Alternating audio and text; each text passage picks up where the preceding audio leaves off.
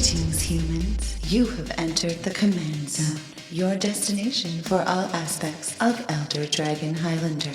Enjoy your stay.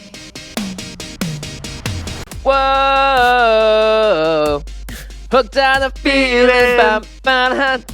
I'm high on believing. That was inspired by the new Guardians of the Galaxy teaser. Guardians 2. Yeah, we brought it back. Hey, sequels. I'm not allowed to talk about it. You go. Sequels, they always seem to do better than the originals, so here's hoping. Certainly hope so. How's it going, everybody? You're listening to the Command Zone podcast. I'm your host, Jimmy Wong. How's it? It's Josh Lee Kwai. And we have a very fun special episode. It is our Commander 2016 preview card today. If you notice a little difference in the audio quality, Josh is currently in the Pacific Northwest. I am. Getting rained on. Really? Yeah, well, it's Pacific Northwest. I thought that was implied. I don't know why I act surprised. So like, oh, of course. Makes total sense. Very exciting. We have 3 cards to talk about today. 1 is brand new, and 2 of them are reprints. But before we get into it, this show is sponsored by the one and only CardKingdom.com, which is where we hope you're going to buy all of your Commander 2016 singles when it comes out. Yeah, you really should, or order the full pre-constructed decks. They're awesome. I don't know about you, Jimmy, but I always order all of them. Yeah. So what I do every year is I definitely get one of each. Sometimes I'll give extras to give away as gifts because these make perfect gifts for someone that's wanting to play Magic. And then I'll buy singles if there are certain cards that I really, really like. Yeah, that's a really good point. All you people out there who are looking to expand your play group and the amount of people that play Magic, or you're looking to bring somebody into the Commander fold, this is a really good time of year to do it because pre-constructed Commander decks are the bomb. Yeah, and you're going to have extra time because we have the holidays right around the corner, so there's plenty of time to relax with friends, play a few games of Commander, introduce them to the format, and also, I find it really fun to play the pre-con decks. Yeah, we always do that. Take them right out of the box and play them that way a few times before starting to tune them and upgrade them. Remember, when you do order these on Card Kingdom, use the affiliate link, cardkingdom.com/commandzone. Yes, sir, indeedy. That will definitely show your support for the show and also let Card Kingdom know that we have sent you there. All right, I think we should just get right into it, huh? I know everybody's clamoring for it. We'll let you do the honors. Jimmy, Terry, can we have a drum roll, please? The card is Cruel Entertainment. Ooh. 6 in the black for a sorcery. This card says, choose target player and another target player. The first player controls the second player during the second player's next turn, and the second player controls the first player during the first player's next turn. The picture is very apt. It is a man with 2 sort of marionette-esque dolls, and he's playing them against each other. Yeah, it's a puppeteer, basically. Yeah, this card is a rare. There's a few things to note before we dive into the card. The first is we finally get a look at the set symbol. Now, some other cards may have been previewed already at this point, but the set symbol is a sword and shield. We'll get more into that later. Yeah, we should mention that we're recording this the week before all the previews start. So we actually aren't privy to any of the other preview cards at this point. So if some of the things we say are contradicted by cards that have come out, we apologize. At this point, we're just speculating on some things. If they're correct, though, Nostradamus over here. Yeah, Nostra awesomeness. This card is really interesting, and I sort of misread it the first time that I saw it. So it says, basically, when I first read it, I was like, oh, I get to take control of someone else's next turn, but then they take control of my next turn. But that's not actually what it says. It says target player and another target player. So, Jimmy, if I'm playing with you and Craig, I can make you take Craig's next turn and Craig take your next turn. Whoa, that's wild. Interestingly enough, if you choose yourself and you're casting this at sorcery speed, that second player is not going to be able to control your turn until a full turn cycle comes around. Yeah, and so the really good part of that is that sometimes they might not be, or they might not be alive anymore, so they don't have to take your next turn if you have that kind of. So there's that upside as well. Yeah, certainly. This card really is very interesting. We all know that taking someone's turn or an extra turn is a very powerful effect. I think the new Emrakul is a great example of this. Just seeing it played in Standard and just seeing the amount of havoc you can wreak to someone's hand and their board by making bad attacks, by doing all sorts of just awful things to their hand. I really like this card if you're playing against someone like a control player or someone that has the tendency of sandbagging their cards or is trying to set up a combo win, because you're able to really disrupt that plan and oftentimes take away their win conditions entirely. I do think being able to use it on two opposing players that aren't yourself is actually pretty powerful, because let's think of that scenario, Jimmy, where I tell you have to take Craig's next turn and Craig's going to take yours. When you're controlling Craig's turn, you're incentivized to wreak as much havoc as possible. Mm-hmm. And then when Craig's controlling your turn, he's incentivized to wreak as much havoc as possible. So what's happened is havoc has been wreaked on both of you, but not me. Yeah. So technically you're quote-unquote down a card, right? Because immediately this doesn't do anything. But the potential upside of what could happen seems very high. And you make a really good point about me and Craig. We're two players that have a lot of history. Like, we're not going to hold back when we take each other's turns. This is going to be the first time it's ever happened, I think. And it's going to be a very fun experience for me as a player. I think politically this has a lot of implications depending on the two people you pick around the table. Yeah, for sure. And the types of decks they control. I mean, certainly it could sort of ice two players' next turns, because certainly Craig is not, whatever he does with your turn, Jimmy, he's not going to make you win. And whatever you do with his turn, you're not going to make him win, because that would make you lose, if that makes sense. So if it's getting to the late turns of the game, I could see just casting it just to guarantee that neither player wins on their turn. If it's getting to those like 10, 11, 12, 13th turns where just the big things happen. Oh, wow. That's actually a really excellent point. I didn't even think about that. Yeah, this definitely incentivizes you as well to make sure that the player's turn that you're taking does not win and is stripped of their win conditions, I think. And oftentimes, there is some downside, right? It's not all upside. The person could have a board wipe, and hey, you're the kind of deck that doesn't want to get board wiped at this point. So I think you have to kind of play this very carefully. You need to do it in a position where you're not going to get punished by the entertainment you're putting on.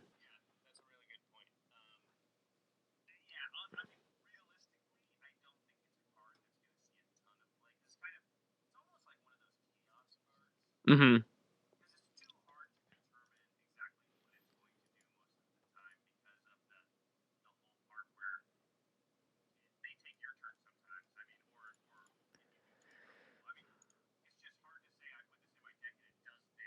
Mm-hmm.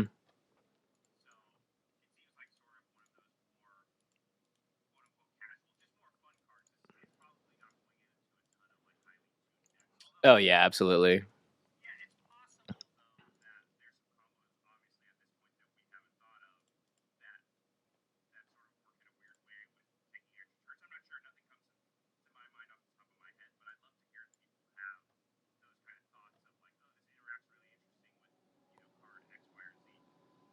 Yeah, it's interesting because I agree. This definitely reads fun more than anything else to me.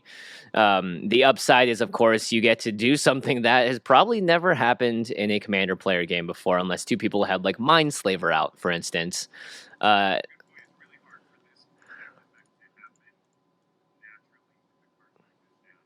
I'd really love to see a position where you make sort of a control-ish deck where you don't need to be so worried about yourself being affected by this creature-wise, or you have some sort of shields up, and then replicating the spell several times and just making everyone play the game sort of around you, but for other people.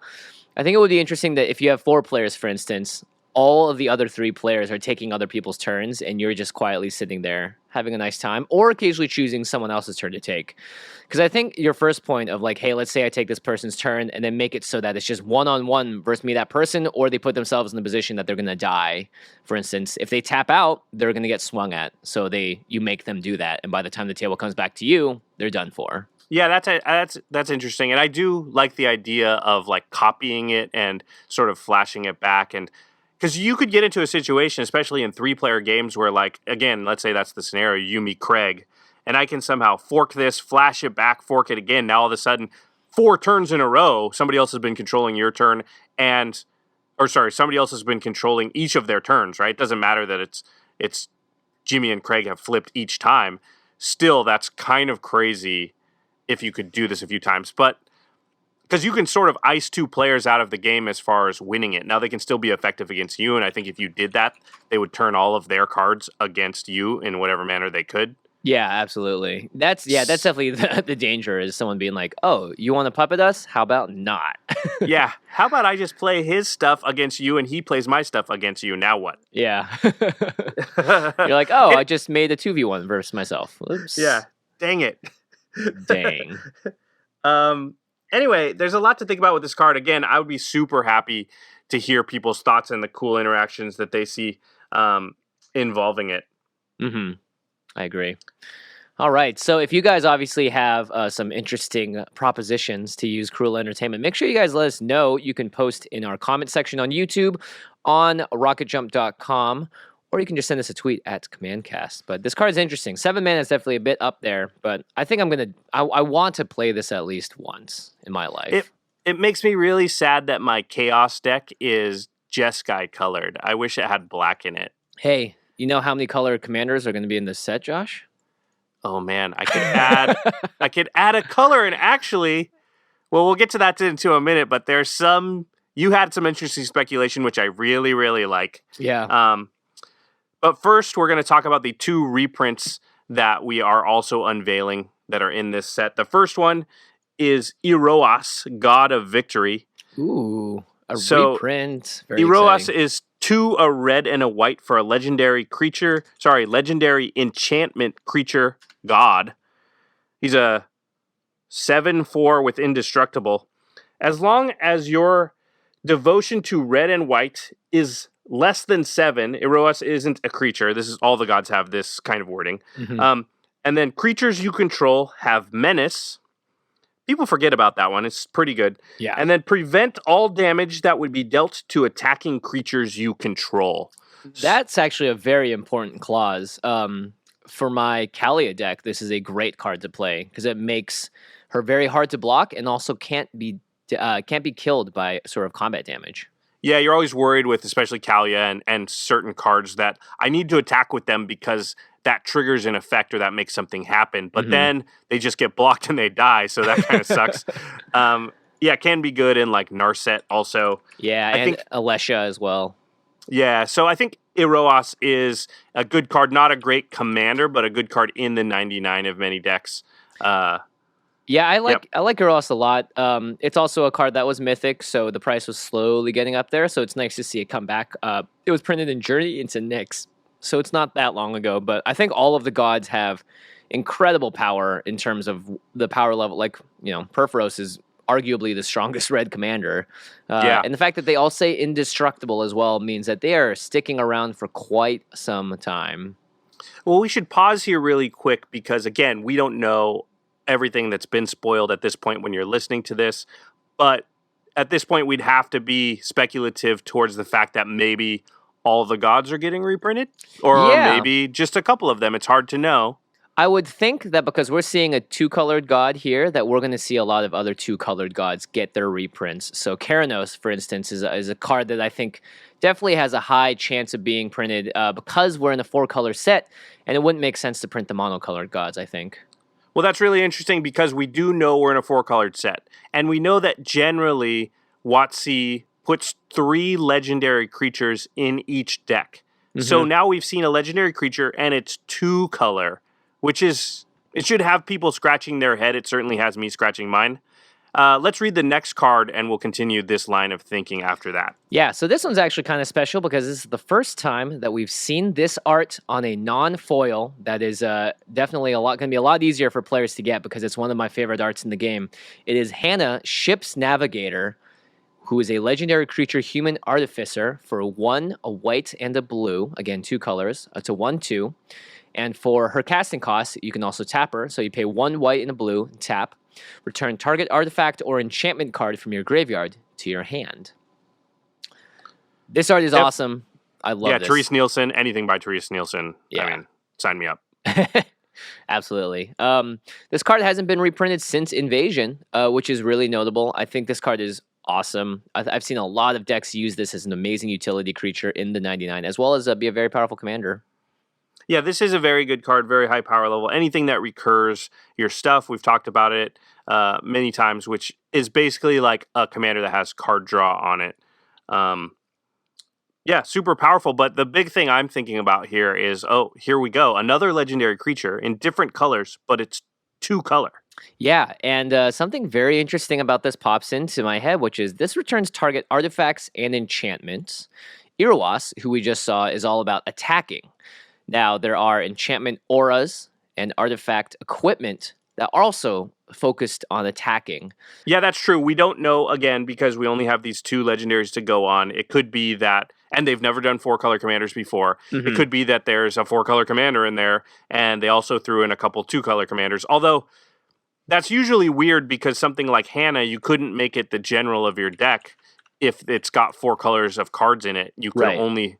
I don't know. It's interesting. I don't want to go too on and on about the theory because if we're wrong, then it's just a lot of nothing. But, okay, well, to the listeners, we already kind of did. But just to restate, if you have any cool interactions that go with our preview card, be really excited to hear it. Cruel Entertainment. I want to know what you're brewing up with it. Yeah, absolutely. And once again, this show is brought to you by the one and only CardKingdom.com, where I hope to be able to purchase all of these singles if I don't get the decks or if I want another Hana with this awesome new art on it into my collection. Yep, make sure to order your stuff. CardKingdom.com/command zone. All right. Woo, time for the end step. Nice short little episode. We're on the end step, and this week we're talking about Westworld. Westworld. Yes, you've actually watched the show. I have not. Yeah, so this is a show on HBO right now. We've talked about Game of Thrones before and The Wire, and those are also both HBO shows. HBO has a good habit of putting out solid shows. Yeah, they're pretty good. Yeah, pretty good record. So Westworld is great. It's written by Michael Crichton, the original story. This new version is executive produced by J.J. Abrams and is led by Jonathan Nolan, who is Christopher Nolan's brother, who you remember Christopher for the Dark Knight trilogy, as well as other amazing movies. So it's really interesting. It's about a futuristic theme park gone wrong, and it actually was a movie in the past that you saw, Josh. Yeah, I've read the book. Again, by Michael Crichton. And yeah, it's an old movie with Yul Brynner from also many, many things like The King and I, the original Magnificent Seven, one of my personal favorite actors of all time.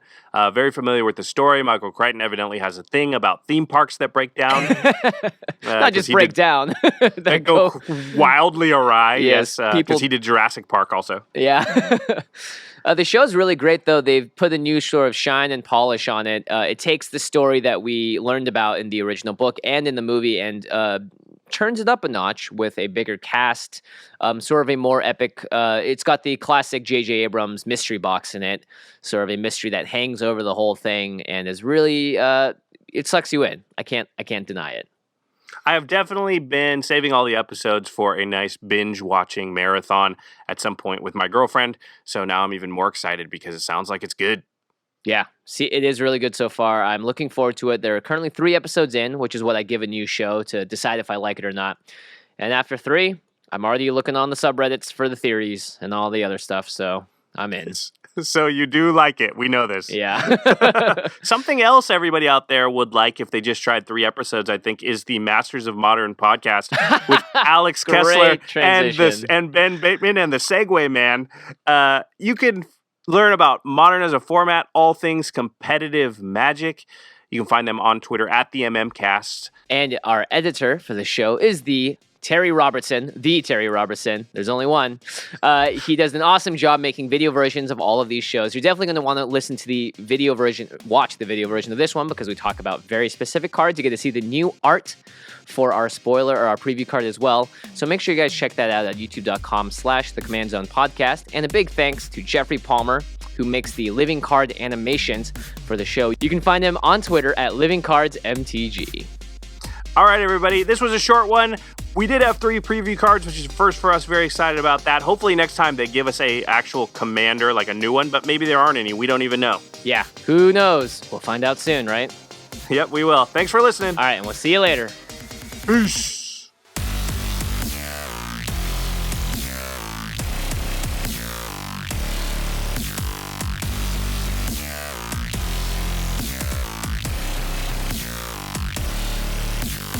Thank you for your attention. For further inquiries, send an email to commandcast@rocketjump.com or ask us on Twitter @JFWong and @JoshLeeQuai. See you later, alligator. Greetings, humans.